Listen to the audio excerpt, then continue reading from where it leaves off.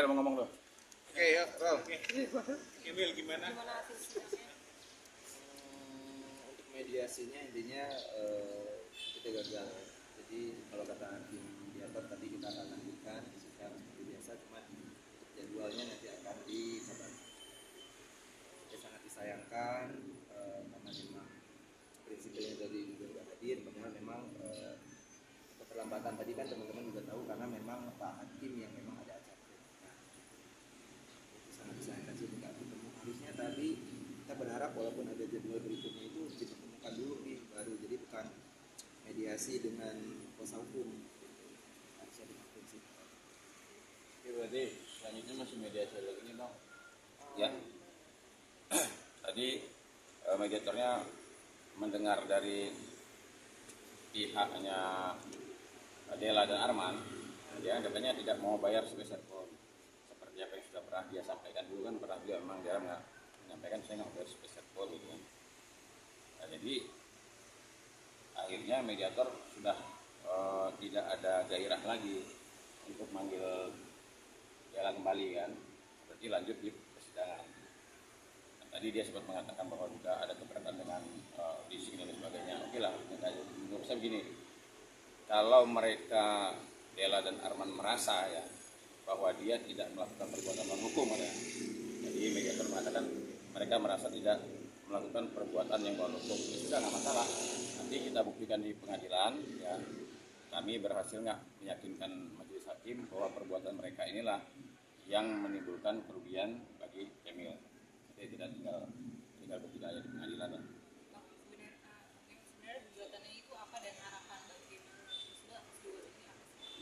Harapannya namanya gugatan itu kita dipenuhi ya, dipenuhi gugatannya yang kemarin itu berupa ganti rugi yang diakibatkan oleh kerugian yang diakibatkan oleh kejadian ini gitu, baik secara material ataupun imaterial. Nah kalau untuk fisiknya sendiri mobil kan bisa dibilang dalam kondisi yang memprihatinkan, bannya kempes, kemudian dipindah-pindahkan dengan peleknya juga bisa dibilang kan pelek yang berjalan bukan ban gitu. Jadi itu kerugian fisik mobil. Ada lain-lain lagi yang disebabkan karena misalnya saya mau ngambil off air, mau ngambil kerjaan, apa istilahnya yang harus meninggalkan Jakarta, tapi nggak bisa karena memang harus mengikuti pilihan dari Polda dan persidangan juga.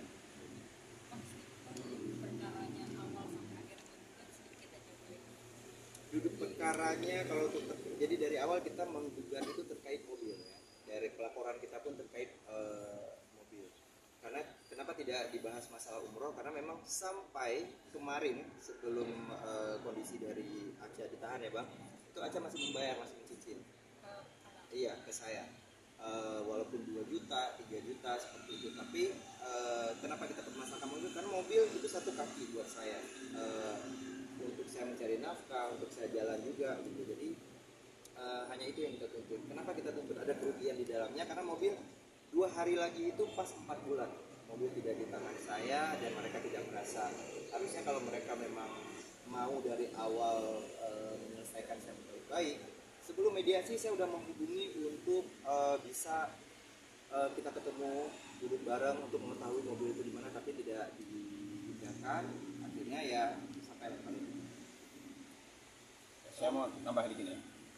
Tadi saya juga kaget di tengah acaranya Aca mengatakan yang saya dengar kemarin Aca menyampaikan kepada saya dia sanggup membayar, yang penting jangan seluruhnya. Nah, yang tidak bebankan ke Aca ini kan 100 juta.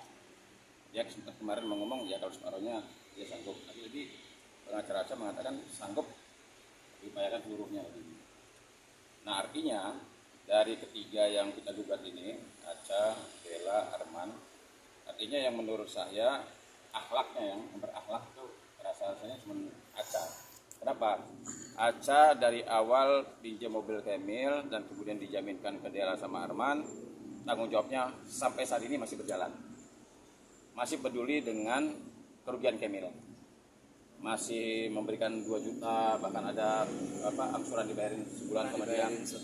Nah ini artinya saya melihat dari Aca ini orangnya cukup berakhlak.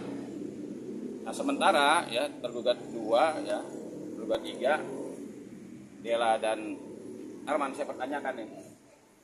Ya saya pertanyakan ya, dia kan kemarin ngomong akhlak dulu, adab dulu, baru ilmu. Nah ini kalau mereka merasa tidak melakukan perbuatan melawan hukum, ya sudah, nggak masalah. Sekali lagi saya katakan, kita berusaha membuktikan bahwa mereka melakukan perbuatan melawan hukum.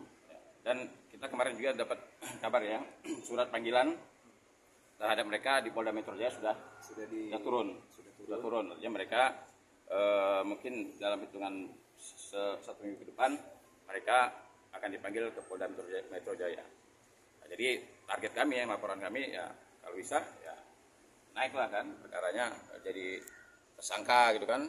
Siapa yang dan mereka yang menurut pihak polisian nanti ternyata cukup ya mungkin kita berharaplah minggu-minggu ini ada kabar dari Polda, hasil dari mereka pihak penyidik meminta keterangan dari Dela, Arman dan Aca. Besok saya juga ini ya. Besok kemarin kan saya sebenarnya sudah bergabung ya dengan Bang Riki ya di sekolah. Nah kemarin ketika penyidik mengatakan bahwa minggu-minggu ini akan memanggil dan ternyata kan itu molor dong. Nah, kami boleh-boleh juga kan menduga ya jangan-jangan sampai nanti ada angin ribut sehingga ada yang masuk angin ya. Kami besok rencananya nanti saya kabarin teman-teman media, besok rencananya kita akan mengeluarkan konferensi pers ya terkait dengan pemanggilan mereka di Polda Metro Jaya.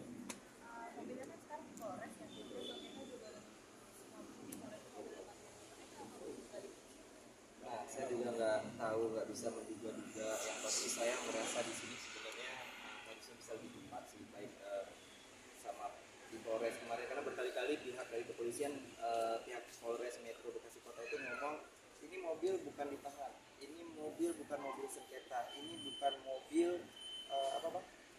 pokoknya tidak ada kaitannya dengan kasus yang dia laporkan begitu. Tapi maksud saya kenapa susah sekali mengambilnya, makanya saya akhirnya ke Polda, melaporkan di Polda memproses. Saya nanya juga kemarin sama penyidik, mobil kapan ditarik ya, karena kata pihak dari Polda mereka yang akan menarik, tapi sejauh ini belum. Saya cuma berharap kita support pihak kepolisian untuk bisa segera bekerja dengan baik,